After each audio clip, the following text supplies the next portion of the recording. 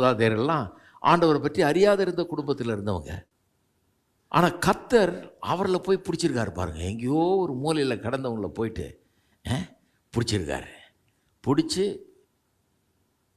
தன்மை வெளிப்படுத்தி இவரில் மனம் திரும்ப செய்து தன்னிடத்தில் வர செய்து ரட்சிப்புக்குள்ளே நடத்தி மறுபடியும் பிறந்தவர்களாக்கி இப்படிப்பட்ட ஒரு வாழ்க்கைக்குள்ளே நடத்தி இன்றைக்கி எங்கள் வீட்டில் எத்தனை பேர் பிரசங்கம் பண்ணுறோன்றீங்க, ஊழியன்றீங்க.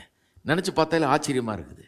எங்கேயோ கடந்தோம், எங்கேயோ கடந்திருப்போம். இந்நேரம் கடவுள் எங்களை அங்கேருந்து தூக்கிட்டு வந்து இப்படியெல்லாம் மாற்றி இவ்வளோ பண்ணியிருக்காரு. அப்படி தான் உங்களையும் பண்ணியிருக்காரு. நீங்களும் எங்கெங்கேயோ இருந்தீங்க இல்லையா?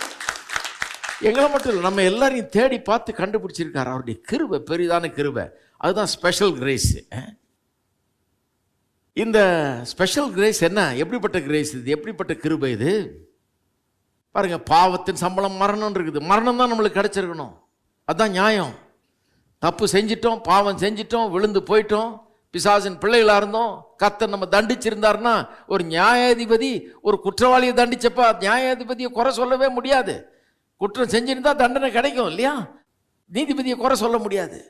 அதுபோல் கர்த்தர் நீதிபதியாக இருந்து நம்மளை எல்லாம் தண்டித்து பேசாமல் நரகத்துக்கு அனுப்பிச்சிருந்தாருன்னா அவரை ஒன்றும் குறை சொல்லவே முடியாது. ஆனால் அனுப்பலையே.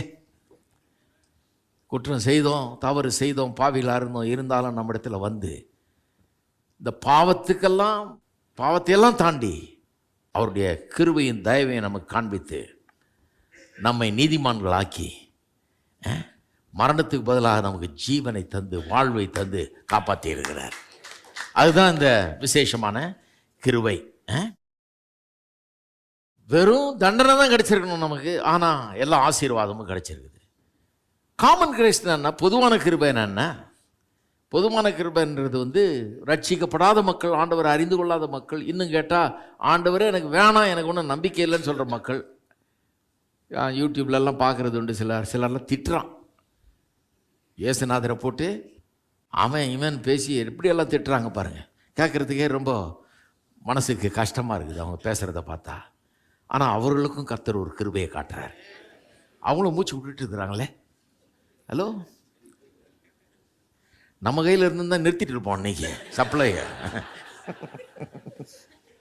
அதனால தான் உங்கள் கையிலையும் என் கையிலையும் தரல. குழா தண்ணியை மூடிட்டு இருப்போமே நம்ம. உனக்கு தண்ணி கிடையாது, இப்படியா பேசுகிற படவும் உனக்கு கிடையாது ஓ அப்படின்ட்டு இருப்போம் இல்லையா? கர்த்தர் பாருங்க எவ்வளோ நல்லவர். இயேசுநாதர் இவ்வளோ திட்டுறான்.